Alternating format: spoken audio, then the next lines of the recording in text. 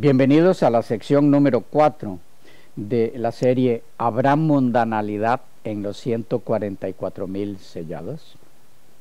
Quedamos en la última ocasión en la pregunta: ¿cuándo es el tiempo en que los hijos de Dios pasan por el horno que elimina de ellos todo pecado, toda inmundicia, toda mancha, toda mundanalidad de sus caracteres?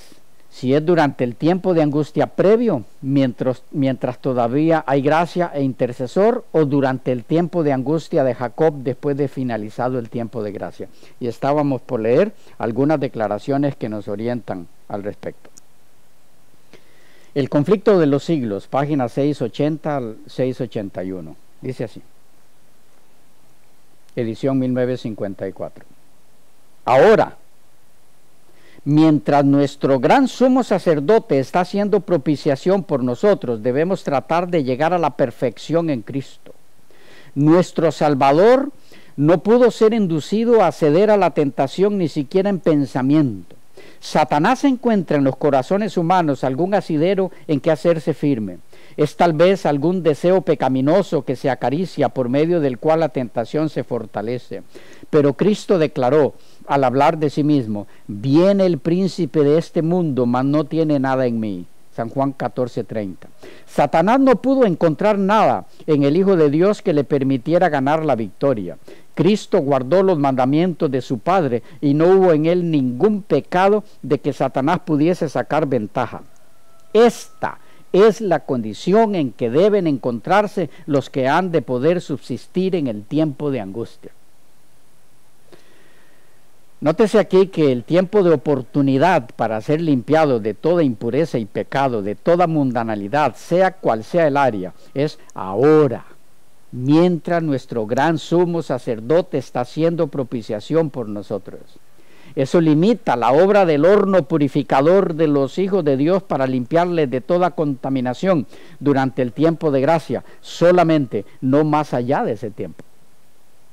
Esta es precisamente la posición de Elena G. de White al respecto, quien, refiriéndose a este asunto, dejó registrado en Joya de los Testimonios, tomo 1, página 91, lo siguiente: ¿qué diré para despertar al pueblo remanente de Dios? Me fue mostrado que nos esperan escenas espantosas. Satanás y sus ángeles oponen todas sus potestades al pueblo de Dios. Saben que si los hijos de Dios duermen un poco más, los tienen seguros, porque su destrucción es cierta. Insto a todos los que profesan el nombre de Cristo a que se examinen y hagan una plena y cabal confesión de todos sus yerros, para que vayan delante de ellos al juicio, y el ángel registrador escriba el perdón frente a sus nombres. Hermanos míos, si no aprovecháis estos preciosos momentos de misericordia, quedaréis sin excusa. Si no hacéis un esfuerzo especial para despertaros, si no manifestáis celo para arrepentiros, estos momentos áureos pasarán pronto y seréis pesados en la balanza y hallados faltos. Entonces vuestros gritos de agonía no servirán de nada. De mucha importancia es respecto al punto que estamos analizando en este momento, a saber, cuándo es que pasan por el horno de la purificación de sus pecados los hijos de Dios de la última generación, si durante el tiempo de gracia o después de terminado este. Recordar que hay un aspecto en este marco que no puede dejarse de lado, y es el sellamiento escatológico de los hijos de Dios. ¿Por qué? ¿Qué relación hay entre el sellamiento escatológico de los hijos de Dios y el que éstos sean pasados por el horno de la purificación para ser refinados en su carácter? La relación es total. ¿Por qué? Porque precisamente el propósito de ese refinamiento en el horno de la purificación es para dejarlos aptos, capacitados para recibir el sello del Dios vivo, que de paso, como bien sabemos, no será colocado sobre ninguna persona que mantenga en su carácter un solo pecado, impureza o mundanalidad de cualquier tipo. Dicho de otra forma, si no se pondrá nunca el sello de Dios sobre los que mantengan un solo pecado en su carácter, entonces es lo mismo decir que quienes sean sellados habrán sido librados para siempre de toda mundanalidad, porque de otra forma no habrían sido sellados. Y siendo que el sellamiento es el acto con el que concluye el juicio investigador y el tiempo de gracia, entonces decir que después del sellamiento y acabado el tiempo de gracia, durante el tiempo de angustia de Jacob, inmediato a la segunda venida de Cristo, y mientras están cayendo las plagas, los hijos de Dios tendrán todavía mundanalidad en sus caracteres, es uno de los peores desvíos doctrinales y más peligrosos que se puedan escuchar o leer hoy día. Semejante posición es darle un puntapié a la doctrina adventista en el campo de la escatología o acontecimientos finales. Es ignorar al extremo los mismos fundamentos adventistas del séptimo día en el área de la escatología, y es desechar totalmente toda instrucción al respecto en los escritos de Elena G. de White, de quien compartimos algunas otras declaraciones al respecto, muy orientadoras, por cierto. Veamos primero algunas de las que enfatizan que no habrá ningún tipo de pecado, impureza o mundanalidad en los 144,000 sellados, puesto que precisamente la condición de pureza moral es el requisito para recibir el sello. Dios nos cuida, diciembre 5, dice: los que reciban el sello del Dios vivo y sean protegidos en el tiempo de angustia deben reflejar plenamente la imagen de Jesús. Mismo libro, diciembre 19. El sello del Dios vivo será puesto únicamente sobre los que tienen en su carácter la semejanza de Cristo. Joya de los Testimonios, tomo 2, página 71. Ahora es el momento de prepararse. El sello de Dios no será nunca puesto en la frente de un hombre o una mujer que sean impuros. No será puesto sobre la frente de seres humanos ambiciosos y amadores del mundo. Nunca será puesto sobre la frente de hombres y mujeres de corazón falso o engañoso. Todos los que reciban el sello de Dios deberán estar sin mancha delante de Dios y ser candidatos para el cielo. Mismo libro, página 69. Ninguno de nosotros recibirá jamás el sello de Dios mientras nuestros caracteres tengan una mancha.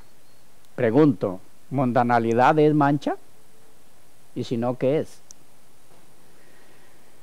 Volviendo a la cita, ninguno de nosotros recibirá jamás el sello de Dios mientras nuestros caracteres tengan una mancha.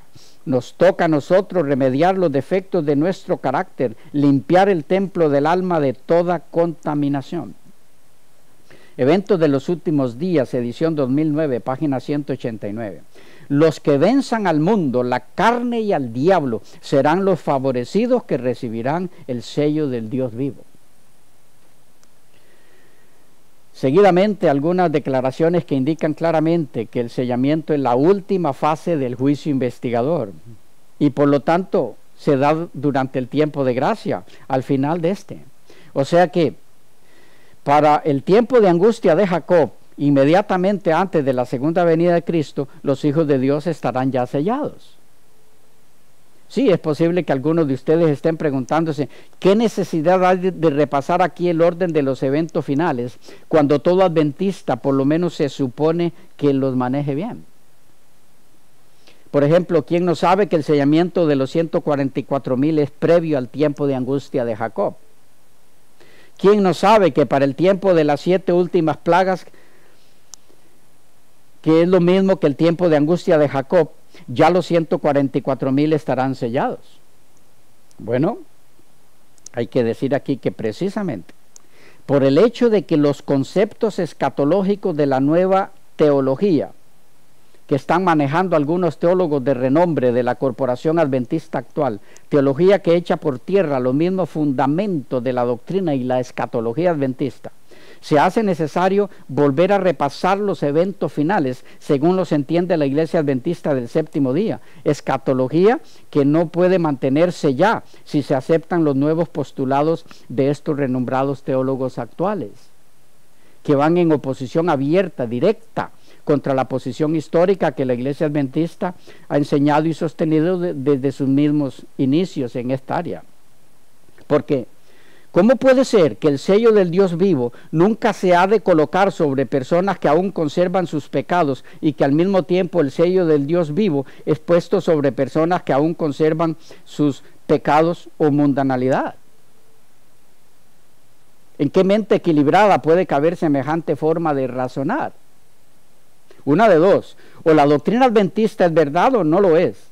Pero decir que se es adventista del séptimo día y al mismo tiempo decir que habrá mundanalidad en los 144,000 sellados, no solo es una contradicción, sino que sostener que habrá mundanalidad en los 144,000 sellados es una doctrina opuesta a las Sagradas Escrituras, que al referirse a ese selecto grupo que se describe en Apocalipsis 14, se dice de ellos sin mancha. De tal manera que quienes sostienen que habrá mundanalidad en los 144,000 sellados, no solo no son adventistas, sino que están predicando conceptos ajenos y opuestos a las propias Escrituras. Lo que produce en el adventista real dichas exposiciones es vergüenza ajena.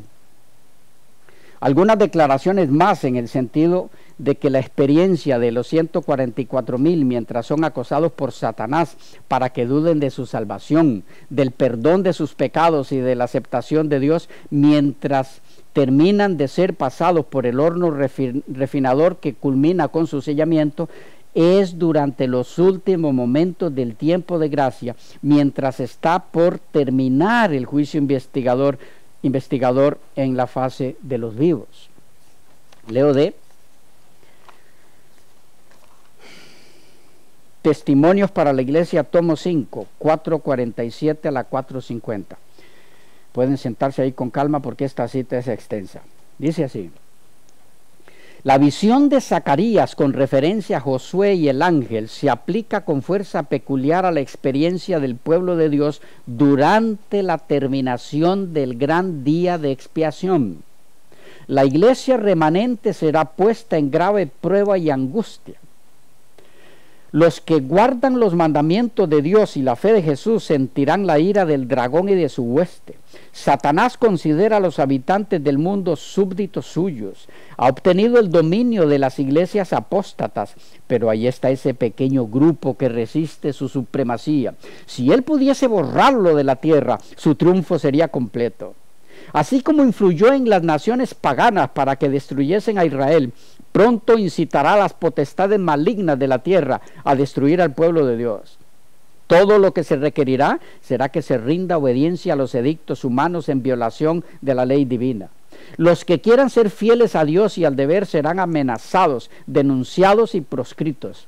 Serán traicionados por padres y hermanos, parientes y amigos. Su única esperanza se cifra en la misericordia de Dios. Su única defensa será la oración.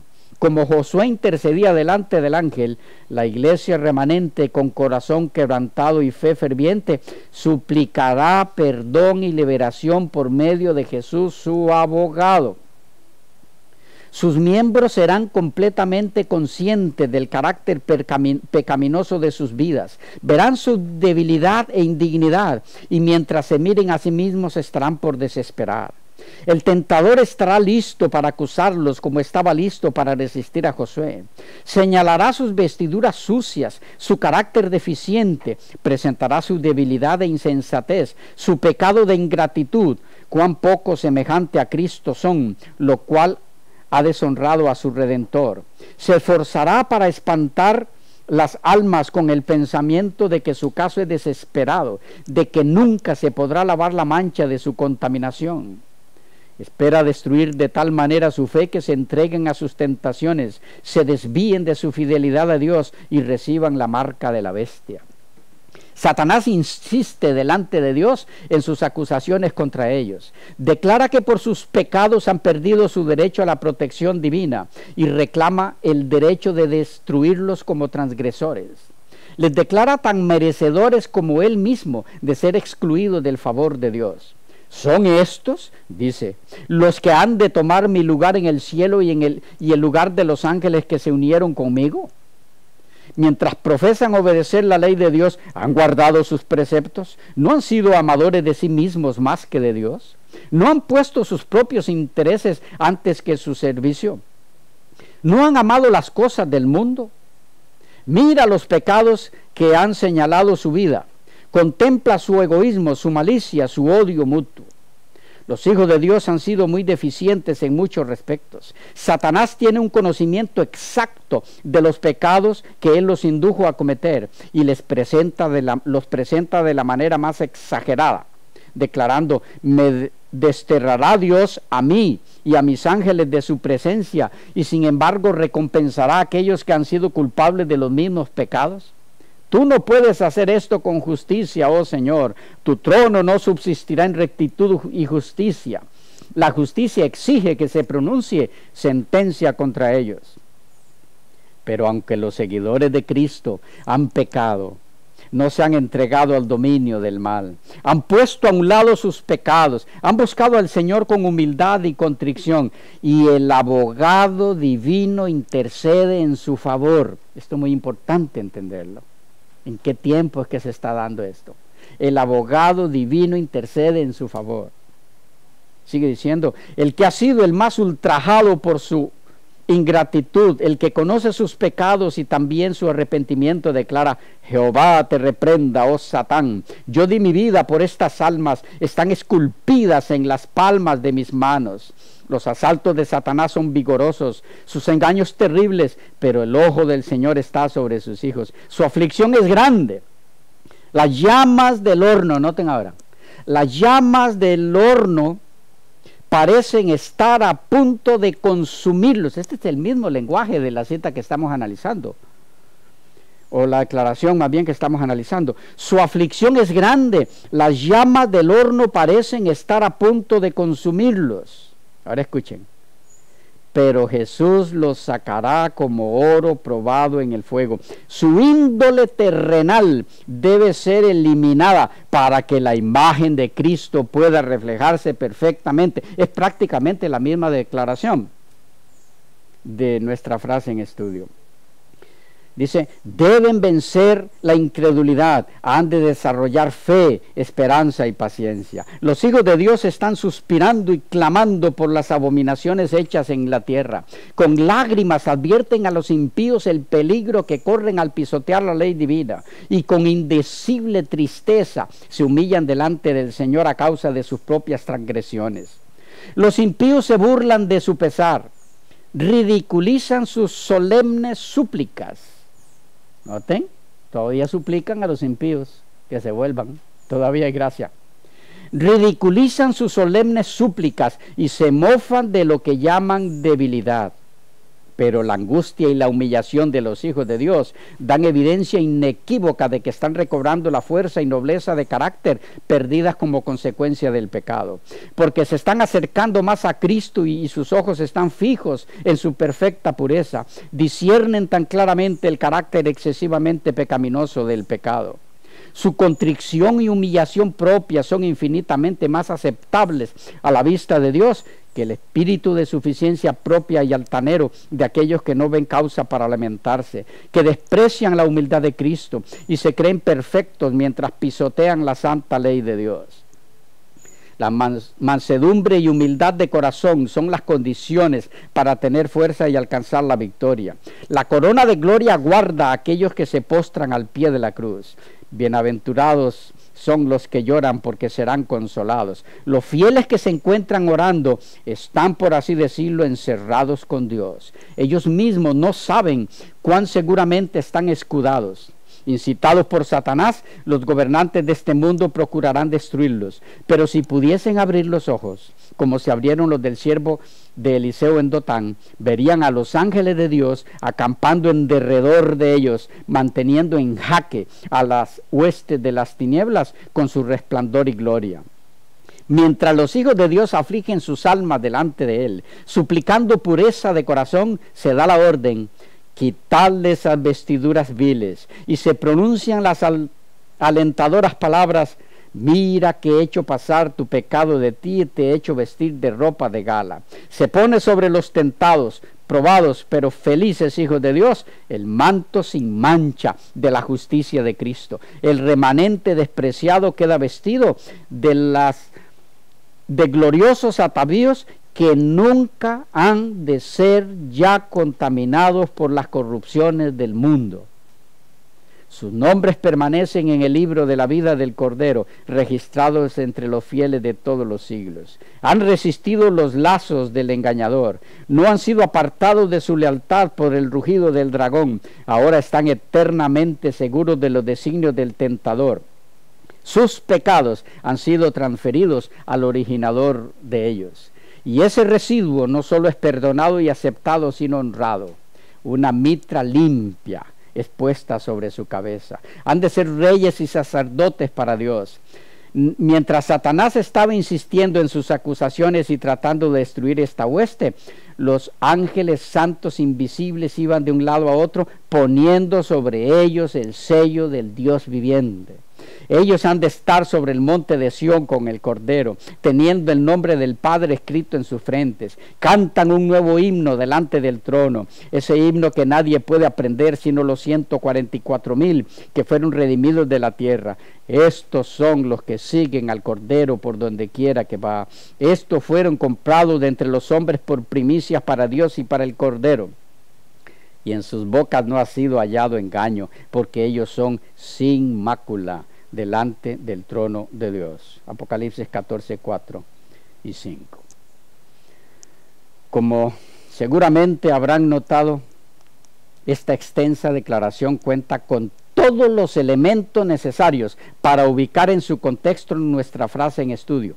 Debe consumirse su mundanalidad para que la imagen de Cristo se refleje perfectamente. ¿Cuáles son esos elementos guiadores? Bueno, se dice que cuando su índole terrenal debe ser eliminada, o cuando se elimine, la imagen de Cristo se reflejará perfectamente. Este es el mismo tiempo en que está terminando el gran día de la expiación, que suplican perdón y liberación por medio de Jesús, su abogado. El abogado divino intercede en su favor. Estoy sintetizando la cita extensa que leímos. Con solemne súplica los hijos de Dios invitan aún a los impíos a volverse a Dios, lo que indica que todavía hay gracia, si no la súplica no tendrían sentido. 5. Los hijos de Dios son sellados. 6. La vestidura que se les pone nunca más será manchada. Pero si después de sellados tienen mundanalidad, entonces esa vestidura fue manchada. Síntesis. Solo hay una interpretación que hace justicia a la frase en estudio. Debe consumirse su mundanalidad.